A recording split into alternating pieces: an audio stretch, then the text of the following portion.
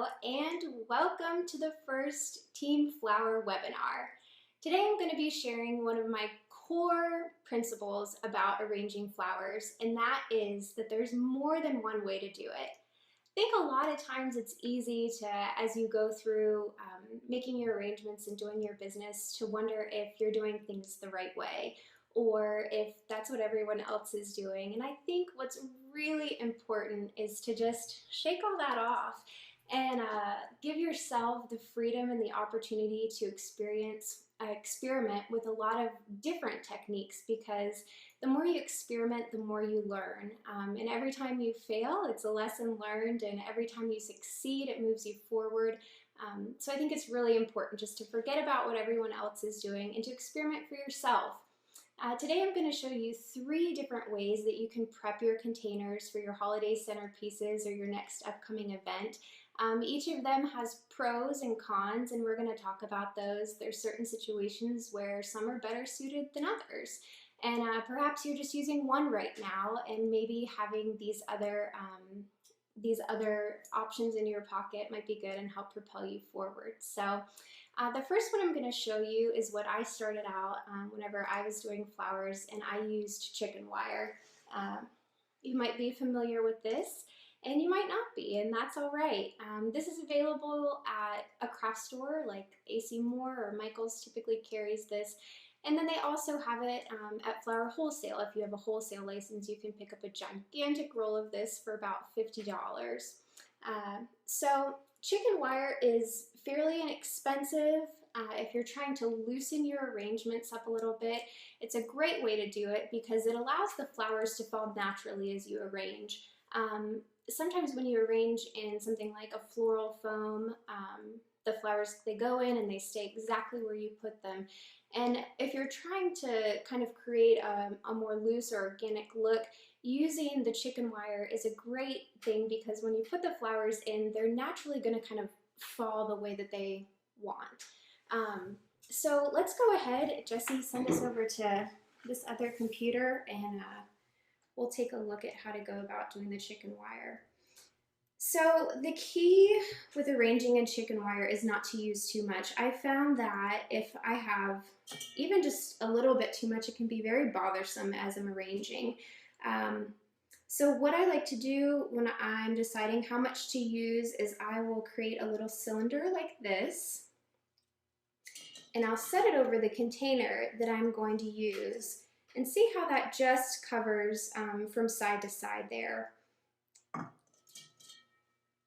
Next, I fold it under,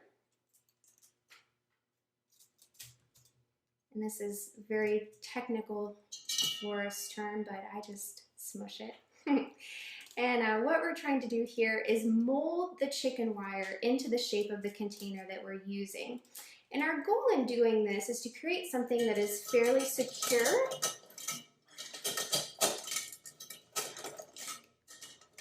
and that is really molded so that we're not going to have this rocking back and forth.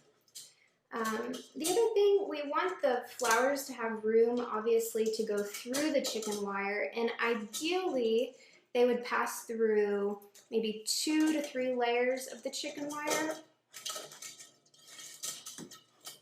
So I try to avoid things sticking straight up like that because that can kind of prevent the flowers from going in. So that's, I like something about that. But again, just because I do it this way doesn't mean it's the only way that you can do it, and you can experiment further even within chicken wire just to see what your preferences are. So next I'm going to secure it with some waterproof tape. Some people like to be extra secure, and they'll go back and forth, 3 times on one side. And again, it's a matter of preference. It's a matter of what you find works best for you. So I secure it really well there. It's important that your container is very dry anytime that you're working with this tape so you get a nice secure hold.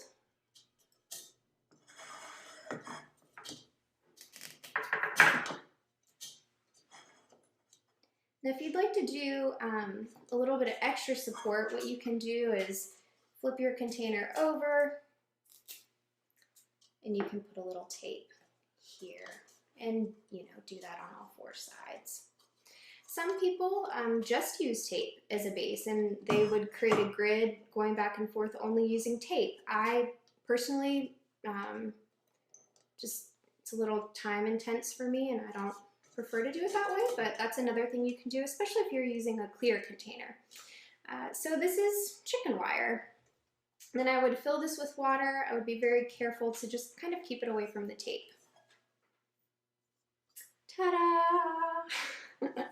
Okay, let's move on to flower frogs. I started using flower frogs because there were a few things about chicken wire that I didn't like, and that was that the arrangements were not traveling very well, and I was having trouble whenever I would put things that were very heavy in my arrangements. I like to use a lot of fruits and apples, persimmons, grapes, things like that. And when I was trying to get those into the chicken wire, a lot of times it would maybe pull the chicken wire out on one side. I guess those were the two main things that made me think, like, what's another option that I can have in my tool belt? So the frogs I really struggled with, and I hesitated using them for a long time because they just felt intimidating, and I realized that I was using frogs the wrong way, and that was the problem. So once I figured out how to get everything situated properly, I've been using them ever since and absolutely love it. It kind of has the benefits of both the chicken wire, where the flowers have room to breathe and they're laying more naturally, and then also the benefit that foam gives you is that once you put it in there, it really doesn't move a whole lot. So it gives you a little extra security there. What I'm using here is called Cling. This is also available at like a Hobby Lobby or an ASMR craft store. It might be under a different name, but it's basically a really hardcore waterproof putty. Also available at flower wholesalers and probably even on Amazon. So the trick with the flower frogs is that you don't want it to release once you start arranging your flowers. And the trick with that is to get a really great seal. So Jesse, why don't we switch over to this camera so they can really see what I'm doing here. Maybe even zoom in a little bit if you can.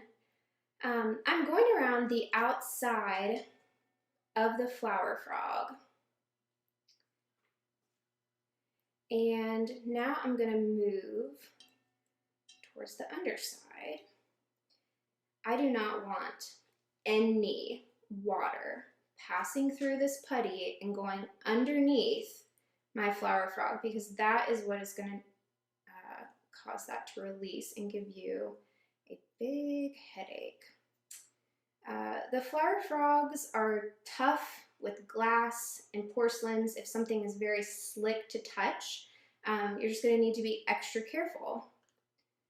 If you're working with a brass or something that seems to have a little bit better, it's not quite as slick, it's going to be a little bit easier, and they're not going to release as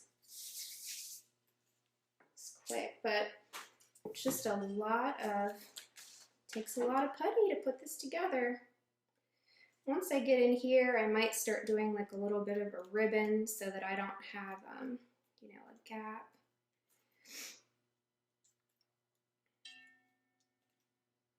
And some people, like I said, everybody does this different. So some people don't go the whole way into the center. Some people do.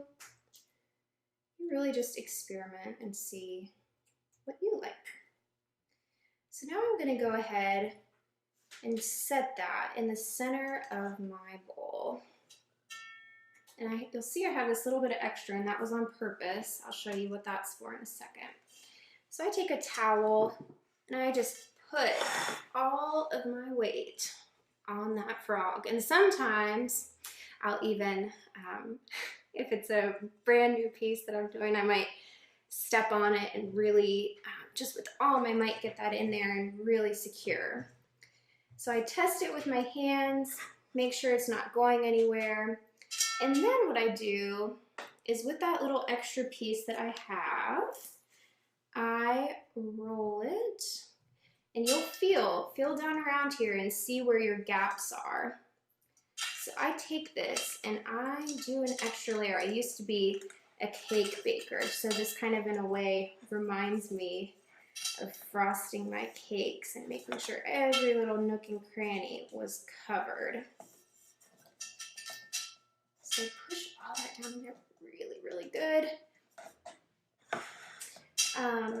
Sometimes some people like to use a hair dryer just to warm the putty up a little bit, get it extra sticky. I think that's great if your container is at all damp. This will not work, so it's very important. Everything is very dry.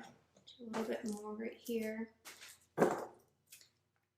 And whenever you, I leave my frogs in my containers. When I buy a container, I buy a frog. And that makes it very efficient. Because when you're in the middle of doing weddings, back to back to back, it's nice to be able just to come home, pull the flowers out, rinse the containers out, put a little bleach in them, and then be able just to jump right in and start over again. So those are some perks of using the frog. Now some people combine using a frog and they'll put a layer of chicken wire over it. I prefer not to. It's a little bit bothersome to me. Just it's tough to get the flowers in there with all of those things in my way, I feel like. So what I like to do instead is I work from the outside of the frog in. So as I'm putting my heavier things, my branches and my structural pieces in first, I'm going around the outside of the frog first. And in doing that, I'm allowing space in the middle for things. So if you just haphazardly put your flowers into a flower frog and you aren't thinking about it, a lot of times with your stems, you're taking up all of this valuable support system that you have. So it's important to work from the outside in and to be very mindful of that. Let's see, what else is important about frogs? I think those are the two main things. Get it in there really tight and then work from the outside in. And yeah, like I said, if you feel like you need a little bit of a safety blanket or you're transitioning from chicken wire to just using a frog, you know, go ahead and put a layer of chicken wire, put a little grid of tape here, but I just find that, you know, just jump in and try it without it. These travel really well. I've had great success. I live in the mountains, and every time I'm delivering a wedding, it's up one mountain and down the other side, and sometimes on dirt roads. And so, like I said, with the chicken wire, I just had a lot of trouble with things settling as I drove. But with the flower frogs, I seem to do better with things looking pretty close to how they looked whenever I left the house. So I really appreciate that about the frog.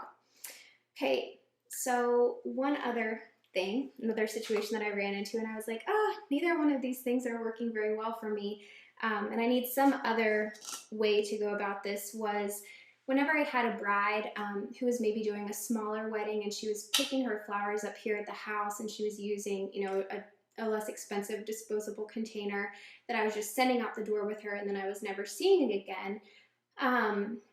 I didn't want to give her my frogs, but then I knew that when she got to her venue, her flowers would settle a little bit. I didn't like that either for her. So that's when I decided that I was going to go ahead and use the flower foam in those situations. It's not something that I love. It's because it's not really earth friendly and it's not great for the environment. I also just don't like the way that it smells, you know.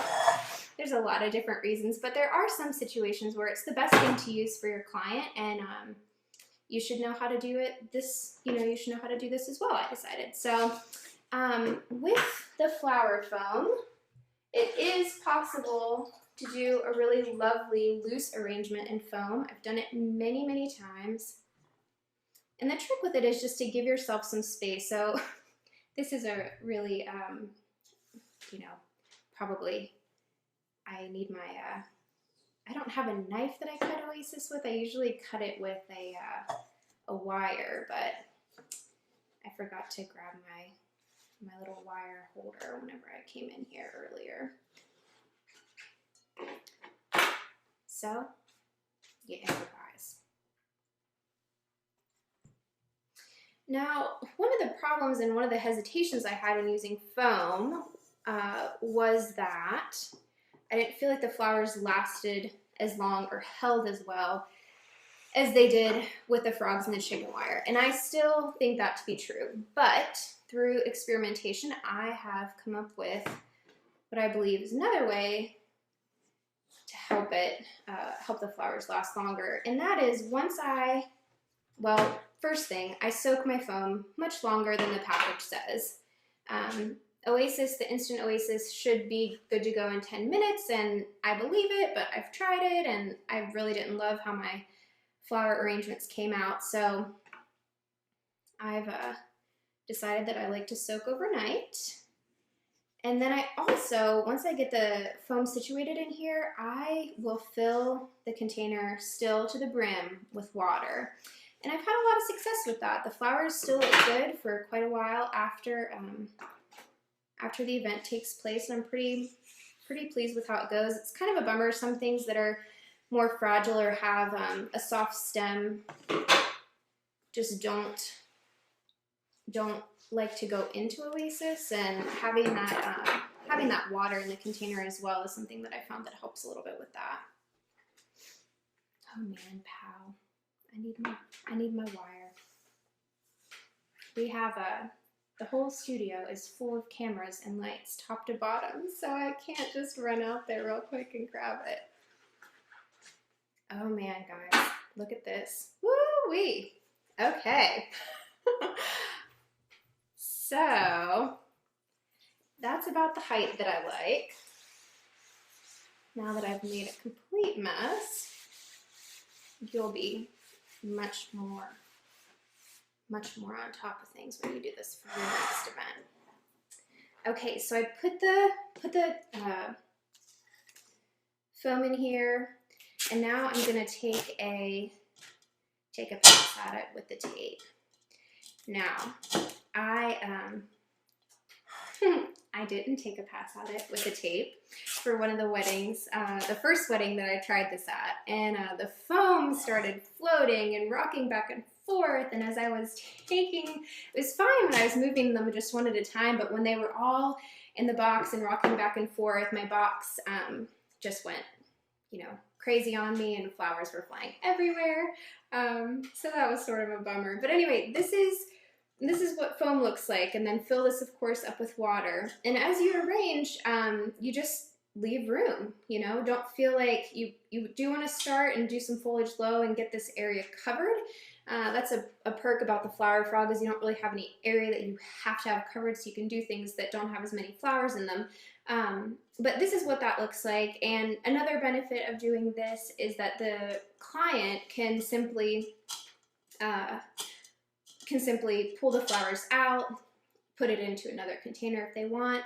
If you've decided that you're in a hurry one day, sometimes arranging in a frog or in chicken wire can take just a little bit longer. Foam is very quick. You can just put everything in and nothing really moves very much. So if you were doing an event where you were going back to pick your containers up and you went this route, it'd be very easy just to pull the foam out and set those out on a table, let them, drip off a little bit, but then people can take the full arrangement. So that's 3 ways to set up your centerpiece. Okay. I think I got everything. Let me just double check.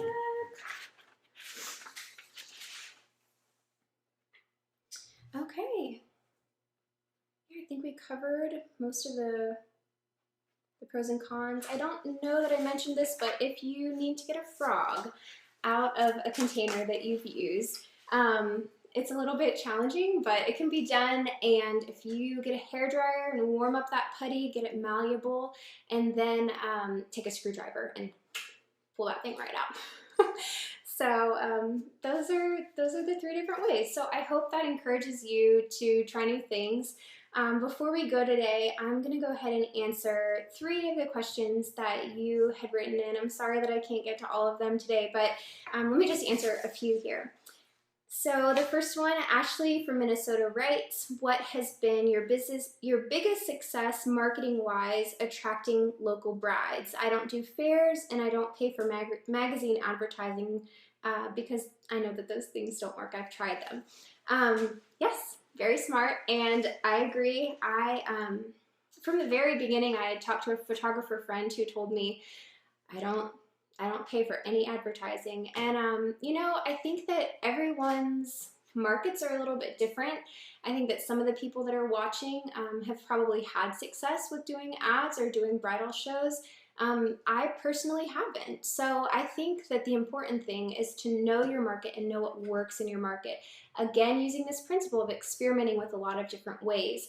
So personally, Ashley, what works for me is networking with like-minded people who have a similar client that they're looking for. So I make friends with not just people here in my immediate area, but inside my region that have a similar aesthetic and are kind of like have similar goals and are going to the same place. And so I network with a lot of people, and some of my favorite weddings and my strongest leads have come from those relationships, and it's a lot of fun to do it that way. So that is what I would recommend.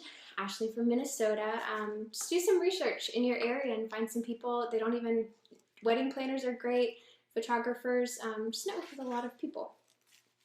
And then I have Kirsty from England, and she writes, what is your favorite variety of rose? Mine is currently a Majolica spray rose or the quicksand rose, but I'm enjoying learning new varieties all of the time. Well, Kirsty, I think what I would like to recommend to you is the champagne rose. And that rose looks very beautiful. It's like the tone right in between the white Majolica rose and the quicksand rose, and it's a slightly different size. So if you're working on a blush and white wedding, which is very popular and oh so classic these days, the champagne rose is a really great option. It opens beautifully. It's one of the standard roses that I think looks the closest to a garden rose and something that just popped right out of the garden. So I love champagne. All right, and then the last one, Rachel. She asks, what should I name my business? That's a really tough and personal question, but let me tell you my 2 thoughts on it. Whenever you're choosing your business name, you kind of can go in 2 different directions. You can choose a name that isn't your name, and you can do a doing business as, Philosophy Flowers or Buds and Blooms or, whatever you might like to call your business. And when you choose a name like that has flowers in the name, it really kind of, it's a perk because it tells you what the business does right off the bat, but then it also limits you. So if you think that you might want to someday add planning to your business or someday add maybe coaching or some other aspect of you, maybe interior design or something like that, sometimes it's nice to be able to use your name because then people still recognize your name and you can be constantly adding new products and services under that name, and it's still pretty clear what you do. So those are my 2 thoughts about it. Consider who's around you, consider what other people in your area, what they're naming their businesses. Not that you should, follow suit because of that. I think that with me, whenever I chose Philosophy Flowers, one day I was on a walk and it just came to me and everything about it felt right. Why I do what I do is very important to me, so having philosophy in the name was a great pick for me. So that is my, those are the 2 views that I have. So just consider long-term what you might like to do if your name might be more effective than, using something specifically flower related. Okay, I think that's all the questions that I had. Before I sign off, I wanted to wish you a very Merry Christmas, and I wanted to share a little something from my walk this afternoon that I picked up here in the woods. And this is called, very messy, this is called ground conifer. And this is a vine, an evergreen vine that grows on the ground that you might like to go out on a woods walk and just happen to notice and add it to some of your Christmas centerpieces. My grandpa used to go out and pick this up out of the wood every Christmas, and he would make these beautiful garlands over my grandparents' door. And I didn't realize, since I hadn't seen it in the wild at that time. I was very young when that was taking place and going on. When I discovered it here in Boone in my backyard on a little walk. I was really pleased and excited. So ground conifer, or ground pine. It's called ground pine as well. And it has a really sweet little pine cone bloom that comes out. All right, well, I think that's all for now. Thanks again so much for joining me. I hope that you learned something, and I hope that what you saw here today will encourage you to take the next step.